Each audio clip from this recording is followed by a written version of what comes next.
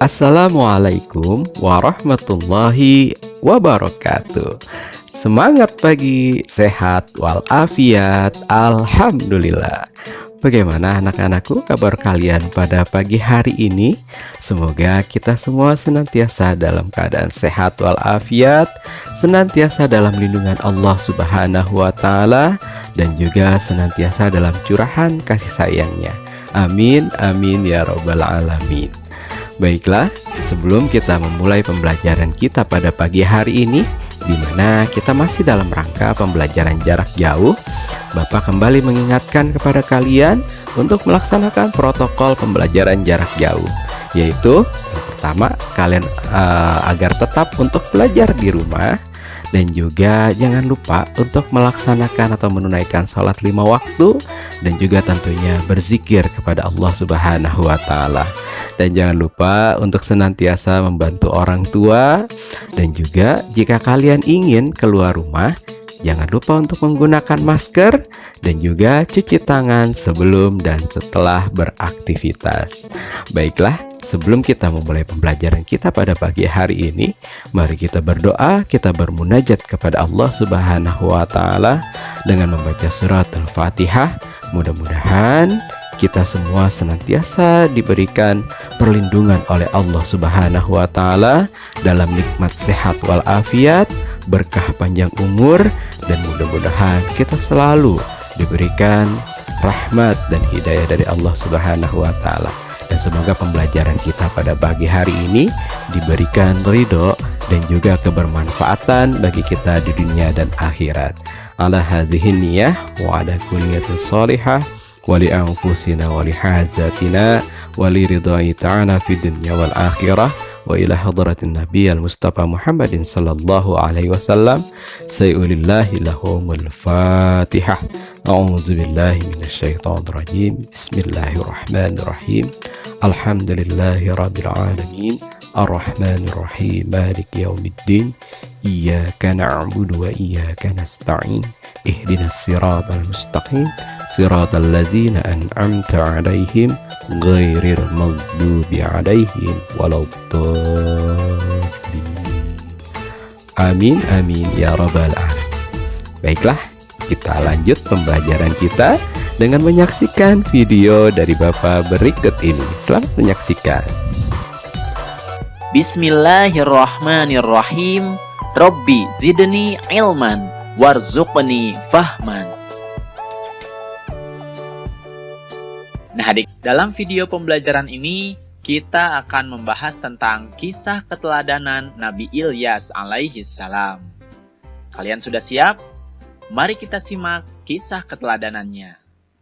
Nabi Ilyas alaihi salam adalah keturunan keempat dari Nabi Harun alaihi salam. Beliau diutus oleh Allah Subhanahu wa taala kepada kaum Bani Israel setelah meninggalnya Nabi Sulaiman alaihi salam. Bismillahirrahmanirrahim. Dan sesungguhnya Ilyas benar-benar termasuk salah seorang rasul dari rasul-rasul. Quran Surat As-Saffat ayat 123. Pada saat itu, kaum Bani Israel menyembah patung berhala bernama Baal. Nabi Ilyas alaihi salam berdakwah bersama Nabi Ilyasa alaihi salam. Berulang kali Nabi Ilyas alaihi salam memperingatkan kaumnya, namun mereka tetap durhaka, menentang, dan bahkan hendak membunuhnya. Agar selamat dari kejaran orang-orang kafir, Allah Subhanahu wa taala menyuruh Nabi Ilyas alaihi salam untuk bersembunyi di dalam gua selama 10 tahun. Karena kedurhakaan orang-orang kafir itulah Allah Subhanahu wa taala menurunkan musibah kekeringan. Di sana tidak pernah turun hujan selama 3 tahun. Akibatnya, banyak tanaman dan binatang ternak yang mati, serta banyak pula penduduk mengalami kelaparan karena kekurangan makanan. Mereka baru tersadar bahwa seruan Nabi Ilyas alaihi salam itu benar. Kini, mereka pun mencari Nabi Ilyas alaihi salam untuk bertaubat. Akhirnya, Nabi Ilyas alaihi salam ditemukan bersama Nabi Ilyasa, dan mereka meminta maaf atas perbuatan yang telah dilakukan. Nabi Ilyas pun berdoa kepada Allah Subhanahu wa Ta'ala agar musibah kekeringan itu dihentikan. Doa Nabi Ilyas alaihissalam didengar dan dikabulkan oleh Allah Subhanahu wa Ta'ala. Setelah itu, kaum Bani Israel pun kembali hidup taat kepada Allah Subhanahu wa Ta'ala.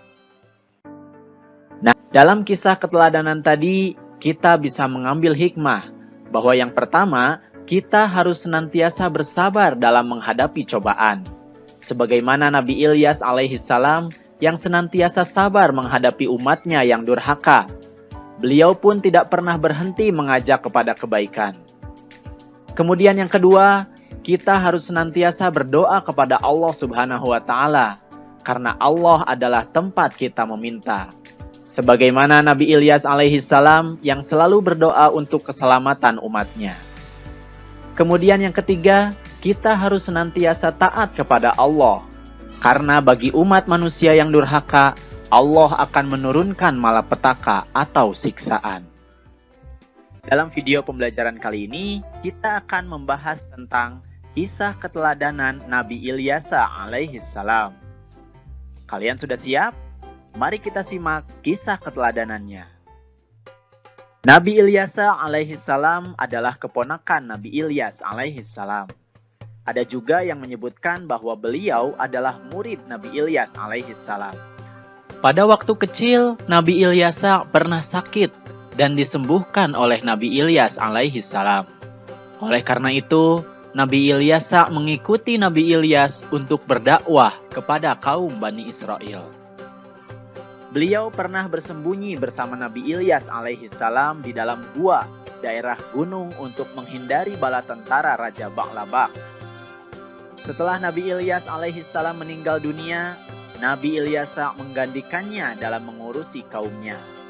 Allah Subhanahu wa Ta'ala menjadikannya sebagai nabi setelah Nabi Ilyas alaihissalam. Nabi Ilyas alaihissalam melanjutkan misi pamannya sampai akhirnya kaum Nabi Ilyas kembali taat kepadanya. Bismillahirrahmanirrahim. Dan Ismail, Ilyas, Yunus, dan Lut masing-masing kami lebihkan derajatnya di atas umat di masanya. Quran Surat Al-An'am ayat 86. Selama masa kepemimpinan Nabi Ilyas alaihissalam, kaum Bani Israel hidup rukun, tentram, makmur, karena berbakti dan bertakwa kepada Allah Subhanahu wa Ta'ala. Akan tetapi, setelah ia wafat, kaumnya Bani Israel kembali durhaka kepada ajaran Allah Subhanahu wa Ta'ala yang dibawa Nabi Ilyas alaihissalam. Hari demi hari mereka semakin kufur kepada Allah Subhanahu wa Ta'ala. Pada akhirnya Allah Subhanahu wa Ta'ala melenyapkan kenikmatan dan kesenangan hidup kaumnya sehingga jadilah mereka dilanda kesengsaraan. Nah, itulah dia kisah keteladanan Nabi Ilyas alaihissalam. Ada beberapa hikmah dan keteladanan yang bisa kita ambil. Di antaranya adalah yang pertama, kita harus bisa bekerja sama jika ingin mencapai suatu tujuan. Sebagaimana Nabi Ilyas alaihissalam yang bekerja sama bersama Nabi Ilyas alaihissalam untuk berdakwah kepada kaum Bani Israel. Meskipun akhirnya Nabi Ilyas sendiri yang melanjutkan dakwah setelah Nabi Ilyas meninggal. Kemudian yang kedua, kita harus senantiasa taat, berbakti, dan bertakwa kepada Allah Subhanahu wa Ta'ala dan Rasul-Nya. Karena hal tersebut pasti membawa kebahagiaan hidup di dunia seperti hidup rukun, tentram, dan makmur, maupun kebahagiaan hidup di akhirat kelak.